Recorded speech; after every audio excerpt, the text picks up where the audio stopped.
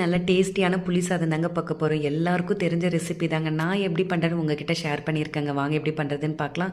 இதுக்கு ஒரு கடையில் 1 ஸ்பூன் கடலைப்பருப்பு, 1/2 ஸ்பூன் வெந்தயம், 1 ஸ்பூன் மல்லி, 1/2 ஸ்பூன் கருப்பெள்ளு, 2 வரமிளகா, அவ்வளோதாங்க நான் சேர்ப்பேன். இதை நல்லா ட்ரை ரோஸ்ட் பண்ணி பவுடர் பண்ணி எடுத்து வச்சுக்கலாம். நான் பெரிய லெமன் சைஸ் புளி ஊற வச்சுருந்தேங்க. அதையும் நல்லா கரைச்சி எடுத்துக்கலாங்க. அது கூட கொஞ்சம் மஞ்சள் பொடி சேர்த்து கலந்து வச்சுக்கலாங்க. இப்போ ஒரு கடையில் நல்லா தாராளமாக எண்ணெய் ஊற்றிக்கோங்க. கடலைப்பருப்பு, கடுகு, உளுந்து, 3 வரமிளகா, கருவேப்பிலை சேர்த்து நல்லா கலந்துக்கோங்க. இப்போ நம்ம கரைச்சி வச்சிருந்த புளி தண்ணி அதோட சேர்த்து நல்லா கலந்துக்கோங்க. தேவையான அளவு உப்பு சேர்த்துக்கோங்க. பெருங்காயத்தூள் மறக்காமல் சேர்த்துக்கோங்க. நான் வீடியோவில் எடுக்கலைங்க. நல்லா ஒரு கொதி வந்ததும் நம்ம பவுடர் பண்ணி வச்சுருந்ததை சேர்த்து நல்லா கலந்துக்கலாம். கொஞ்சம் கெட்டியானது ஒரு சின்ன துண்டு வெல்லம் மறக்காமல் சேர்த்துக்கோங்க. டேஸ்ட்டு நல்லா இருக்குங்க. இந்த அளவுக்கு திக்காக இருந்தால் போதுங்க. இப்போ நம்ம வடித்த சாதத்தை இதோட சேர்த்து நல்லா கலந்துக்கலாங்க. நான் கொஞ்சமாக வறுத்த வேர்க்கடலையும் சேர்த்துக்கிறேங்க. உங்களுக்கு வேண்டானா நீங்கள் ஸ்கிப் பண்ணிடலாம். சேர்த்தா டேஸ்ட்டு இன்னுமே சூப்பராக இருக்குங்க.